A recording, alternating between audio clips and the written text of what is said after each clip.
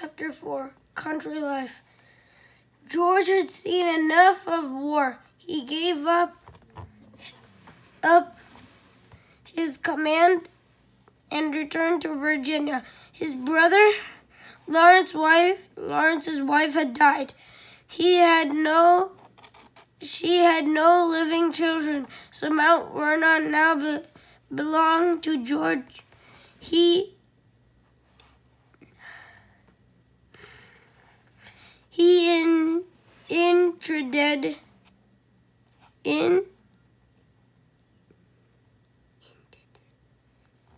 intended to live there peacefully for the rest of his life.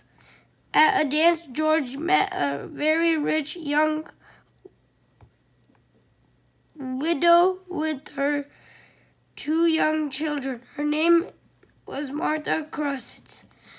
She was short and plump, with a warm smile. She knew the same people George knew. They both wanted the same kind of country life. In all ways, it's a good match. I have found an agreeable partner. He wrote to a friend on January 6, 1759. They were married. They both were 27 years old. Although never wildly in love, there was a strong bond between them. Martha called George old man or papa. Sadly, they had no children together, but they doted upon Pasty and her older brother Jack. Jackie Custis was 4 and his younger sister Pasty was 2 when their mother married George Washington. George was good to his stepchildren. He ordered fine clothes and toys for them from England. George was very upset when a doll for Pasty didn't arrive on time. Pasty was a sweet girl from the time she was young. She had seizures, which grew worse as she got older. Doctors had no idea how to help her. She died after a seizure when she was only 17. Jackie was a lazy, spoiled boy. All he wanted was to have fun. He lasted only a few months at college in New York before coming home. He was a failure as a farmer and died at 26, just weeks after his stepfather's army won the war for independence. Jackie's son and daughter were raised at Mount Vernon by George and Martha. Jackie's wife and 2 older daughters lived nearby in Virginia. As for why George Washington had no family of his own, many historians think smallpox left him unable to have children.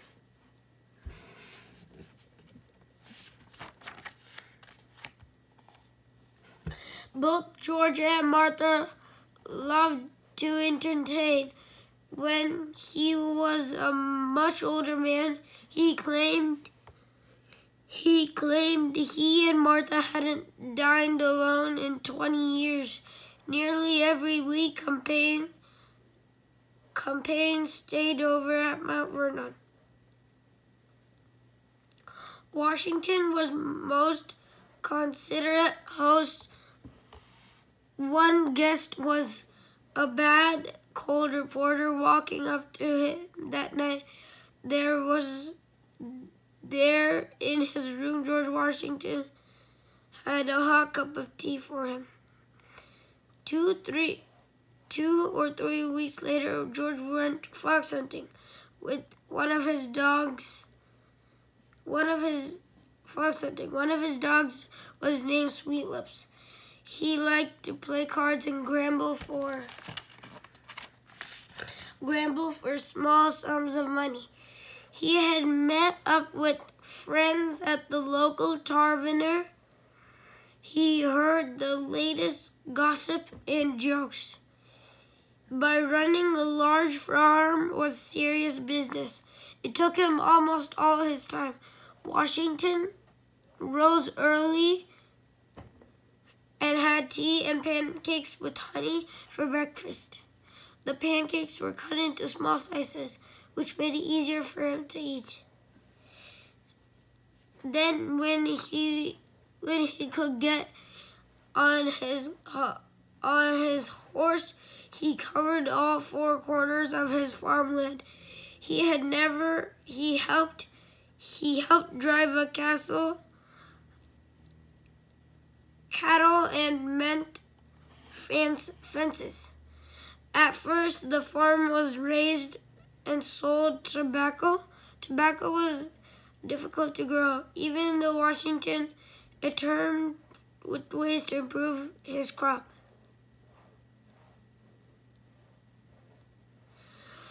Later on, he switched to grow when he built a mill to turn the wheat into flour.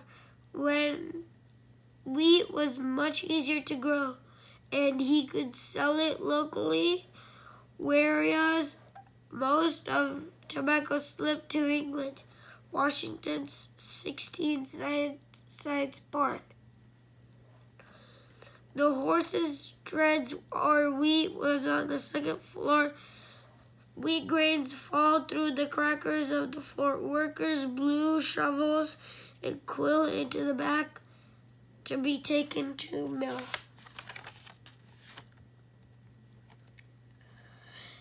There were no grocery stores or clothing stores in Virginia countryside. Expensive things like carriages and fancy clothes were shipped over from England. Almost everything was grown on or made on farm. Line of clothes was spun and woolen from wool came from Mount Vernon sheep. At Mount Vernon, there were many people to feed and clothe. Between them, George Martha owned as many as 300 slaves. Like other rich farmers in South Washington had slaves, grew his crops, worked his fields. Later, life began to see slaves for what it was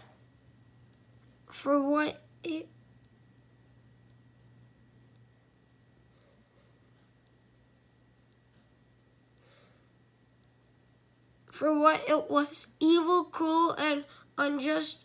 For a long time, he had accepted slavery as just the way things were. He was neither a very harsh nor very kind master. During his 15 years as a farmer, George Washington also as elected member of the Virginia's House of Burgesses. The Burgesses were men who, in Williamsburg, at the capital, George Washington oversees his slaves. Of the colony, then, they voted on local issues. Even though 13 colonies belonged to England, they each had some kind of self-government. So it took a king of Parliament to king of the government in England accepted the colonies. Slavery. Slavery in America began in early 16th. In 1750, slavery was still legal. In all 13 colonies, however, there were not few slaves in North. The vast major slaves belonged to land in Virginia, South Carolina, and Georgia. Why? In North, there wasn't much freely soil, no cash crops to sell, such as tobacco or rice or cotton, or grown in the South. Farmers mostly owned small plots of land. One of the family clothes was managed all the work without extra hands. In the South, throughout some farmers or plantations, such as for thousands of areas, they grew crops for profit. Many people were needed to work in the fields and get crops to a market. Slaves were the cheapest source of labor. They received no pay, kidnapped from Africa, and sold as executed slaves, had no rights. They were properties of their master, just like a plow or house besides George Washington. Thomas Jefferson was also a slave owner. In his will, George Washington stated that all his slaves had to be freed after Martha's death. However, he never freed any of them while he was. Many northern colonies outlawed slavery by 17,000. But it took Civil War 1861 and 1865 to end slavery in the South for good. Interest is a pretty good argument. Most colonists were proud of British subjects. In the 1760s, the solution changed. The flag symbolized the colony's defense.